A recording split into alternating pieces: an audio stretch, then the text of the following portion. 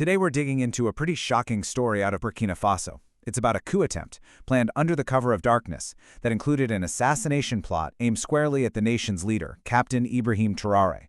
This is the story of how that whole thing was foiled, and what it really tells us about the forces at play in that entire region. All right, so let's set the scene. It's 3 in the morning in the capital, Ouagadougou. The entire city is asleep. You know, this is that time of night, the quietest hour, that moment of total stillness just before dawn. But on this particular night, that quiet, it was a lie. That stillness was actually hiding a huge amount of tension, because intelligence reports were saying that a very sophisticated and potentially devastating operation was already underway. An operation designed to throw the entire country into chaos. So, how did this whole nightmare start to unravel before it could even really begin? Well, it all kicked off with a single, suspicious observation that set off a massive chain reaction. What's so wild here is how just one moment of suspicion unraveled the whole plot. So security forces are on patrol, and they notice a vehicle moving weirdly slow. It's a small detail, right? But in a city on high alert, it was more than enough. Their instincts just kicked in. When they went to approach, the car floored it, and that led to a high-speed chase through the sleeping city.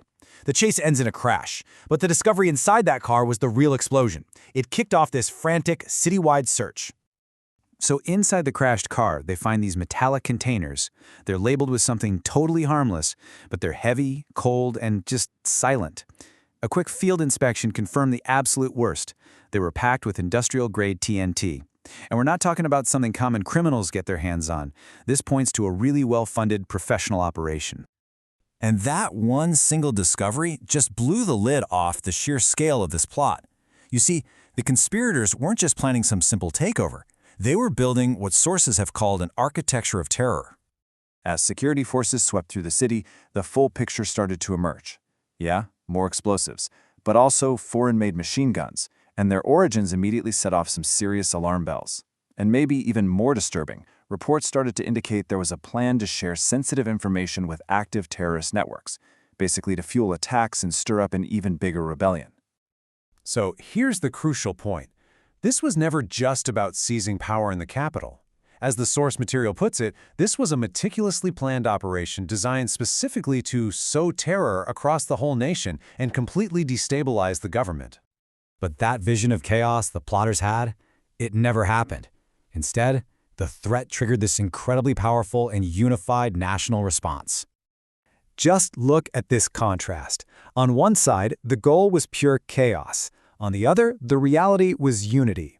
While the plotters were trying to create panic, the armed forces were already moving, quickly cordoning off key areas and reinforcing strategic points. And you know what?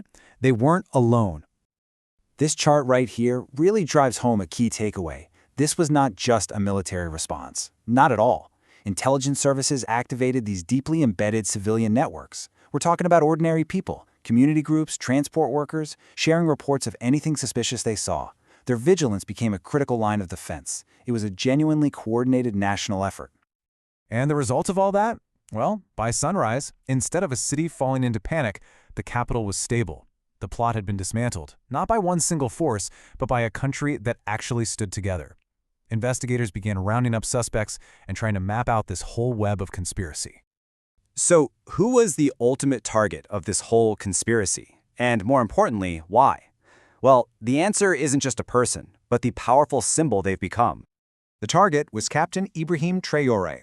Ever since he came to power back in September 2022, he has been pushing a very specific course for Burkina Faso, one that's all about self-reliance, shifting old alliances, and carving out a totally new path for the country. The term for this vision is sovereign assertion. Now, in the context of post-colonial Africa, this isn't just some political buzzword, it's a really profound statement. It means relying less on external powers, the old colonial ones and the new global players, and relying more on your own strength. It's about taking true ownership of your continent's destiny. For a lot of people, Traoré embodies this idea. But for those who have a vested interest in the old way of doing things, it's a direct threat to their influence. And this right here is the crux of it. As analysts have pointed out, an attack on a leader like Traoré is way more than just an assassination attempt. It's an attack on the symbol of this entire political project. It's an attempt to kill a whole trajectory of reform before it can even take root. So, when you look at it that way, you realize this foil plot can't be seen in isolation. It's actually part of a much bigger story that's unfolding across the entire region.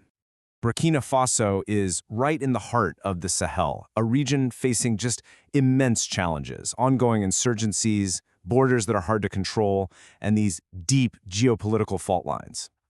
The sophistication of this plot really points to the intense tensions that are simmering between national sovereignty and external influence, between new leadership and these old entrenched interests.